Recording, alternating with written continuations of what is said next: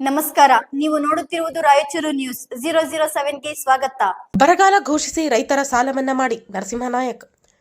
ಜಿಲ್ಲೆಯಲ್ಲಿ ಮಳೆ ಕೊರತೆಯಿಂದ ಮುಂಗಾರು ಹಂಗಾಮಿನ ಬೆಳೆಗಳು ಸಂಪೂರ್ಣ ಹಾನಿಗೊಳಗಾಗಿ ರೈತರು ಸಂಕಷ್ಟಕ್ಕೆ ಸಿಲುಕಿರುವ ಹಿನ್ನೆಲೆಯಲ್ಲಿ ರಾಯಚೂರು ಜಿಲ್ಲೆಯನ್ನು ತಕ್ಷಣವೇ ಬರಪೀಡಿತ ಜಿಲ್ಲೆ ಎಂದು ಘೋಷಿಸಿ ರೈತರ ಸಾಲ ಮನ್ನಾ ಸೇರಿದಂತೆ ಸಮಗ್ರ ಪರಿಹಾರ ಕ್ರಮಗಳನ್ನು ಕೈಗೊಳ್ಳಬೇಕು ಎಂದು ಕರ್ನಾಟಕ ರಾಜ್ಯ ರೈತ ಸಂಘ ಹಾಗೂ ಹಸಿರು ಸೇನೆ ಒತ್ತಾಯಿಸಿದೆ. ನಗರದಲ್ಲಿ ನಡೆದ ಸುದ್ದಿಗೋಷ್ಠಿಯಲ್ಲಿ ಮಾತನಾಡಿದ ಸಂಘದ ಜಿಲ್ಲಾಧ್ಯಕ್ಷ ನರಸಿಂಹನಾಯಕ್, ಕಮಲಾಪುರ ನವಣೆ, ರಾಗಿ, ಹಸಿರು, ಅಲಸಂದೆ, ಉದ್ದು, ಎಳ್ಳು ಸೇರಿದಂತೆ ಸಿರಿಧಾನ್ಯ ಬೆಳೆಗಳು ಮಳೆ ಕೊರತೆಯಿಂದ ಒಣಗಿ ರೈತರು ಹಾಕಿದ ಬಂಡವಾಳವೇ ನಷ್ಟವಾಗಿದೆ ಎಂದು ಹೇಳಿದರು. ರೈತರಿಗೆ ಡಿಎಪಿ ಕಾಂಪ್ಲೆಕ್ಸ್ ಸೇರಿದಂತೆ ಅಗತ್ಯ ರಸಗೊಬ್ಬರವನ್ನು ಸಹಕಾರ ಸಂಘಗಳ ಮೂಲಕ ತಕ್ಷಣ ಪೂರೈಸಬೇಕು. ಪ್ರತಿ ಗ್ರಾಮ ಪಂಚಾಯಿತಿಗೆ ಕೃಷಿ ಸಹಾಯಕರನ್ನು ನೇಮಿಸಿ ರೈತರಿಗೆ ತಾಂತ್ರಿಕ ಮಾರ್ಗದರ್ಶನ ನೀಡಬೇಕು. ಕೃಷಿ ಇಲಾಖೆಯ ನೇಮಕಾತಿಯಲ್ಲಿ ಸರ್ಕಾರಿ ಕೃಷಿ ವಿಶ್ವವಿದ್ಯಾಲಯಗಳ ಪದವೀಧರರಿಗೆ ಆದ್ಯತೆ ನೀಡಬೇಕು ಎಂದು ಒತ್ತಾಯಿಸಿದರು. ರೈತರ ಕೃಷಿ ಸಾಲಗಳನ್ನು ಸಂಪೂರ್ಣ ಮನ್ನಾ ಮಾಡಬೇಕು. ಪ್ರತಿ ಎಕರೆಗೆ 25,000 ಪರಿಹಾರ ಘೋಷಿಸಬೇಕು. ಉದ್ಯೋಗ ಖಾತ್ರಿ ಯೋಜನೆಯಡಿ ತಕ್ಷಣ ಕೆಲಸ ಆರಂಭಿಸಬೇಕು.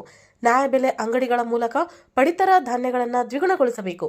ಹಿಂಗಾರು ಹಂಗಾಮಿಗೆ ಉಚಿತ ಬಿತ್ತನೆ ಬೀಜ ವಿತರಿಸಬೇಕು ಹಾಗೂ ಹೈನುಗಾರಿಕೆ ಮತ್ತು ಗುಡಿ ಕೈಗಾರಿಕೆಗೆ ಹೆಚ್ಚಿನ ಸಾಲ ಮತ್ತು ಸಹಾಯಧನ ನೀಡಬೇಕು ಎಂದು ಸರ್ಕಾರವನ್ನು ಆಗ್ರಹಿಸಿದರು.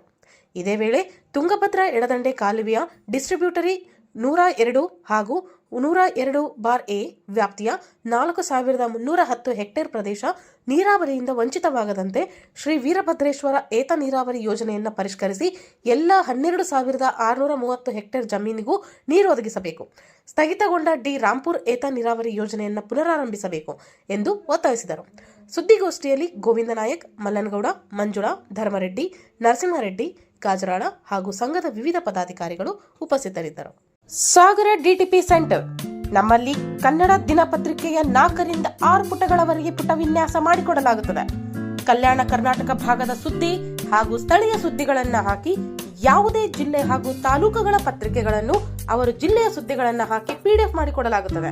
ಹಿಂದೆ ಸಂಪರ್ಕಿಸಿರಿ 8431593151.